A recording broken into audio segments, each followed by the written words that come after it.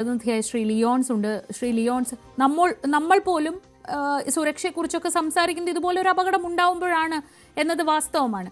പക്ഷേ എങ്കിൽ പോലും ട്രെയിനിൽ നിരന്തരമായി എല്ലാ ദിവസവും രാവിലെയും വൈകുന്നേരവും എന്ന പോലെ ട്രെയിനിൽ യാത്ര ചെയ്യുന്ന മനുഷ്യന്മാരുള്ള നാടാണ്.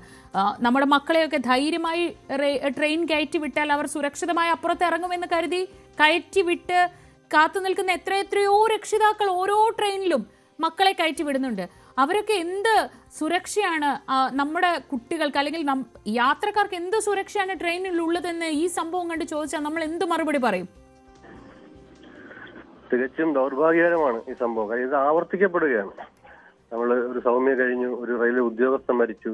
അപ്പോൾ ഈ നിരന്തരം ഇങ്ങനെ ആവർത്തിക്കപ്പെടുമ്പോൾ തീർച്ചയായിട്ടും റെയിൽവേ യാത്രക്കാരുടെ സുരക്ഷ വളരെ ആശങ്കപ്പെടുത്തുന്നതാണ്. ഇപ്പൊ തന്നെ നമ്മളിത് പറയുമ്പോൾ ഇപ്പം പോലീസുകാർ കൃത്യമായും ജനറൽ കമ്പാർട്ട്മെന്റുകൾ അറ്റൻഡ് ചെയ്യാറില്ല. കാര്യം അത് തിരക്കുകളും മറ്റ് കാരണങ്ങൾ കൊണ്ട്. പക്ഷേ ഈ അക്രമികൾ അല്ലെങ്കിൽ അവർക്കൊരു ധൈര്യം കിട്ടുന്നത് അത് തന്നെയാണ്. ഈ യാത്ര ചെയ്യുന്ന സമയത്ത് അല്ലെങ്കിൽ ട്രെയിനിലായാലും അല്ലെങ്കിൽ പ്ലാറ്റ്ഫോമിലായാലും സുരക്ഷാ ഉദ്യോഗസ്ഥരുടെ കുറവ് അത് തീർച്ചയായിട്ടും ഉണ്ട്. അത്തരം കാര്യങ്ങളിലേക്ക് നമ്മൾ നിരന്തരമായി ആവശ്യപ്പെടുന്നതാണ്. ഇത് ഒറ്റപ്പെട്ട സംഭവമല്ല. ഇത് പലപ്പോഴും ഈ തുടങ്ങിയ സമയം മുതൽ നമ്മൾ ആവശ്യപ്പെടുന്നതാണ്.